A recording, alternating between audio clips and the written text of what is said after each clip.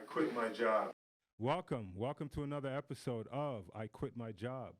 I'm Slowly Plus One, and in tonight's episode, we got Ivy Prosper. So, Ivy, welcome. Thank you so much for showing up and explain who you are and what you're doing now. I'm excited to be on the podcast today. Oh, nice. My name is Ivy Prosper.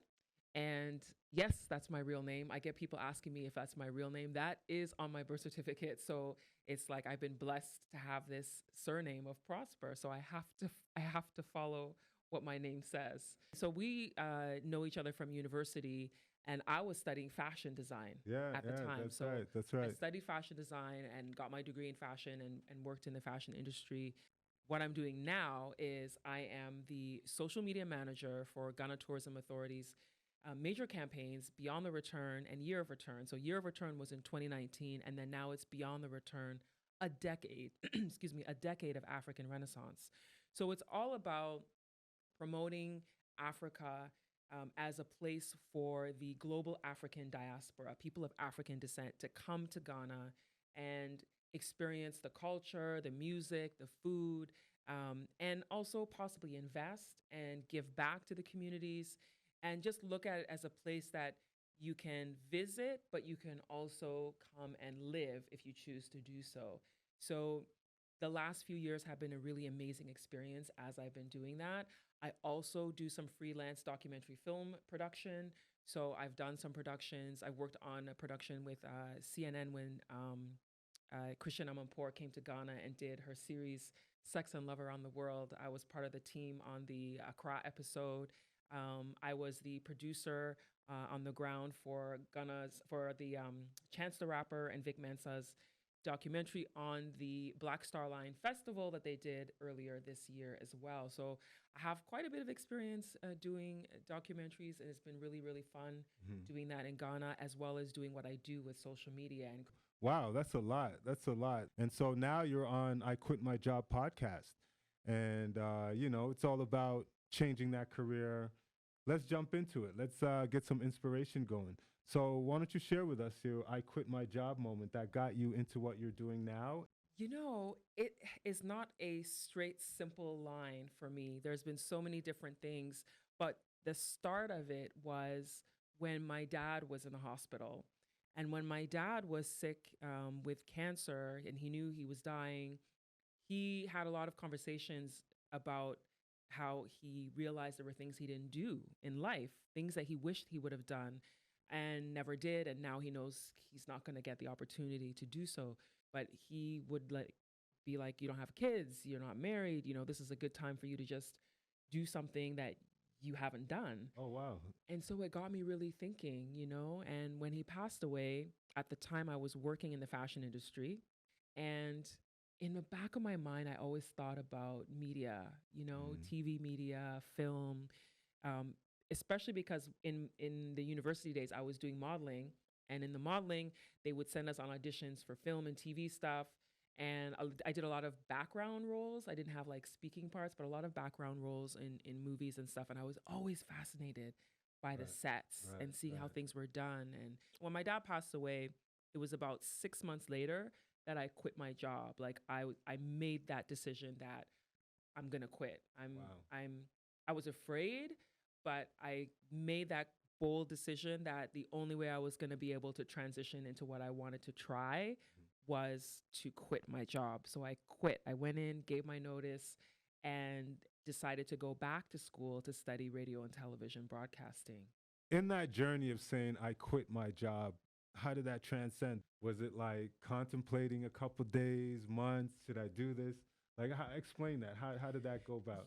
I was contemplating. I was, because at the time I was 34. And when you're 34 years old, you don't think I'm going to just make a huge shift, especially the generation we came from. Right, right. I feel like now the Gen Z generation is a different generation where they would just quit anyway, regardless. But I feel like now, I mean, our generation, Generation X, we had parents who taught us get a good job, stay at the job, make good money, get your pension, retire.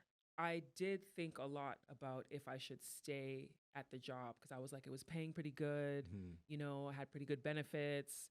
and it was in fashion, which is what Right. I wanted to be doing, Okay. you Okay. know? Okay. So I wrote my resignation and then gave it to my boss, and they were surprised.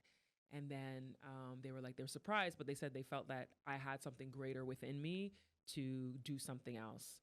So after I did, I was just like, oh my goodness, what did I just do? Like, oh my God, what did I just do? Uh-huh. I just quit my job. Wow. Like, where's the Wow. money gonna come from? Right. You know? Right. And especially because I was gonna be going back to school. So are you in Toronto or Canada Mhm. at this point? I went to Detroit. Oh, Detroit. Wow. You're traveling. Oh my goodness. I did it in Detroit. Oh, that's amazing. I went to a school at the time, they were called Specs Howard School of Broadcast Art.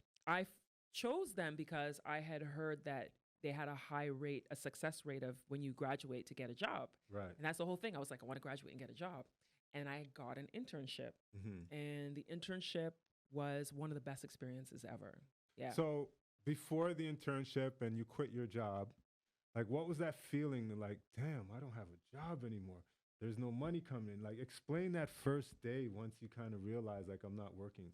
What was that all about? I had fear, a lot of fear in me because this life that we live of having bills, you know, your debt, loans, credit cards, all that stuff.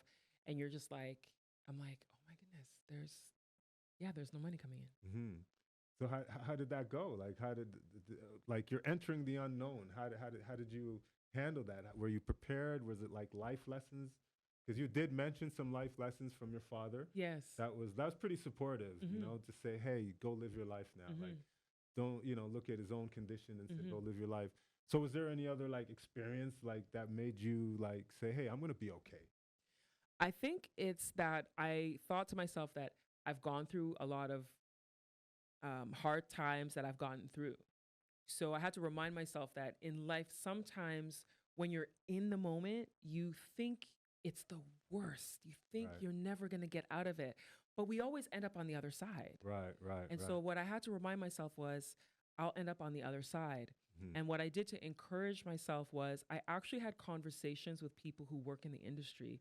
And then I have friends who worked in media as well. I had friends like Jennifer Holland, who worked with Much Music, Nam Kiwanuka, who was also with Much Music. Right. And I talked to them about their experiences and stuff, and just learned a bit about that it is going to be tough because it's not an easy industry, and to be ready for the fight. And I always thought to myself, you know what? I think I'm good. Mhm. I think I have the capability of doing this. Right. And even if it's going to be a struggle for a couple of years, I Mhm. think I know that I'll make it to the other side. Right, That's right. how I felt in the moment. So I just really had to have the faith that I have the capability to do what's needed to learn and to grow and to become what I thought I could be. So what are some of the lived experience or turning points that you could look at now and say, those were the lessons that got me through? When I was in that program, I never second guessed myself. I throughout that program, I thought, I know what I'm doing. I think I'm the best in this class. I think I'm doing the greatest. I really thought that. And I also think a lesson for anyone who's thinking about going back to school, because first of all, I don't think you have to go back to school to become successful at something. That's the first thing I want to say. Going back to school can help in certain ways, depending on what it is you want to do, because not all careers, I think, need school. Because you left Detroit. And then, so what I know now, you're in Ghana. Yeah. So how did that kind of Yeah. like, So that's why I said that it's not a straight line for Right. me. So when I was in Detroit and doing my internship, it was an amazing experience. First of all, I did my internship at WDIV Local 4, which is the NBC affiliate Oh, wow. in Detroit. It was amazing. I wanted to get hired, Mhm. and then I had a meeting in the legal department, and then they told me that as much as they want to hire me, they hire Canadians all the time. The timing was bad because it was when the economy was crashing. I graduated from the program. I was like one of the top people in the class. This is where the struggle came. I was going to interview after interview after interview, sending my resumes out, going to auditions, all that stuff, and nothing was happening. But I got a couple of freelance gigs. I did some freelance stuff in Detroit, and then I was struggling to find work, and I couldn't find work, and I was starting to get depressed. Mm-hmm. I was like, Okay. I thought I'm good at this, but Mhm. nobody wants to hire me. Right. When I had left that job at the agency, I was really going through that tough time of my mind Mhm.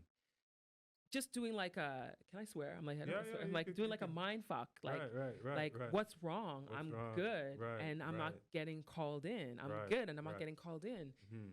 I was like, what am I gonna do? What am I gonna do? And I was feeling so down and so like, oh. Mhm. And my mom was like, oh, why don't you go to Ghana and just clear your head? Oh, nice. Like, it was supposed to be just go and That's clear pretty your cool head. that your parents are very supportive in the way that they spoke to you, and they kind of gave you Well, that well, I mean, based on how you're saying it to me, right. it sounds very positive Right, in that right. sense. I had some like my I had some positive moments. So I went to Ghana. That was Wow. 2011. Wow. And when I went, within a couple of weeks, I was doing a gig with a red carpet TV is what it was called. Mhm. So you're in Ghana. Let's go to Ghana. So you're in Ghana. How is that life and that adjustment from like the big city of Toronto, Detroit, Uh-huh. and then now you're in Ghana? Well, the adjustments, it's like it's still a developing country. Yeah. So you still have to understand that there's going to be challenges like Right. basic things like sometimes the roads are really bad in some areas. Mhm. Sometimes there's electricity issues, stability of electricity. Oh, so really? yeah, so it can be stable, but then all of a sudden it's not stable. So Right, it's like it'll be off. Then they call it doom saw. That's the Mhm. nickname for the lights going on and off. And doom saw is actually from the local language. Doom means off and saw means on. So doom Okay. saw. Learn things here every day. I love it.